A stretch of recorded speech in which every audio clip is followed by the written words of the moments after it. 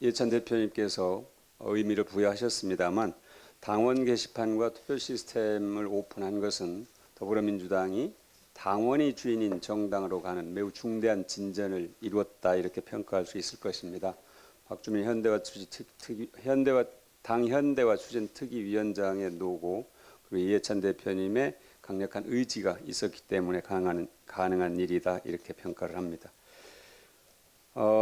김학의 게이트 수사 결과를 보는 국민들은 매우 미흡하다 이렇게 느끼는 것 같습니다. 그리고 세 가지 국민의 요구가 더욱더 분명해졌다 이렇게 말할 수 있을 것입니다. 첫째는 공수처 설치의 필요성이 더욱 분명해졌다. 둘째는 국가 공권력 행사 과정에서 이루어진 직무유기나 직권남용에 대해서는 공소시효를 배제하고 정지해야 한다 하는 것이 국민들의 상식입니다. 셋째, 김학의 게이트에 대한 국정조사와 특검이 필요하다. 이것이 국민들의 요구입니다. 최근 여론조사에 따르면 71%가 특검 도입에 찬성하고 있습니다.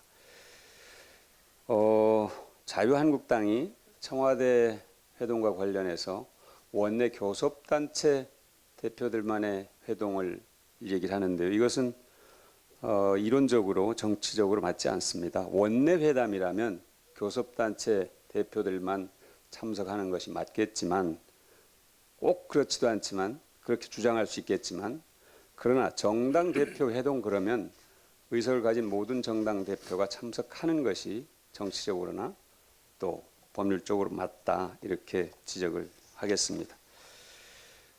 최저임금에 대한 지나친 공격이 사실은 이 최저임금으로 해서 최저안에 생활하는 국민들에 대한 공격으로 사실 이어지는 겁니다.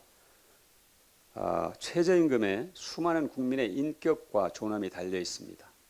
지난해 최저임금 인상으로 기본적 삶을 유지한 국민이 450만 명입니다. 450만 명의 경제적 약자에 대한 과도한 비난을 멈춰야 합니다.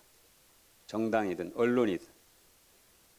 왜 최저임금이 절실한 경제적 약자가 이렇게 폭넓게 또 깊이 만들어졌는지 그것부터 반성해야 미래지향적 논의가 가능하다고 봅니다.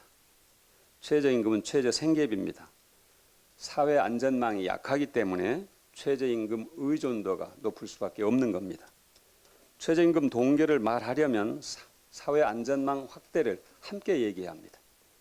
그런데 마치 최저임금이 죄인인 것처럼 공격하고 사회 안전망 투자는 세금 낭비라고 호도하는 것은 지독한 모순입니다. 또 최저임금은 우리 사회의 굉장히 중요한 사회적 기준입니다.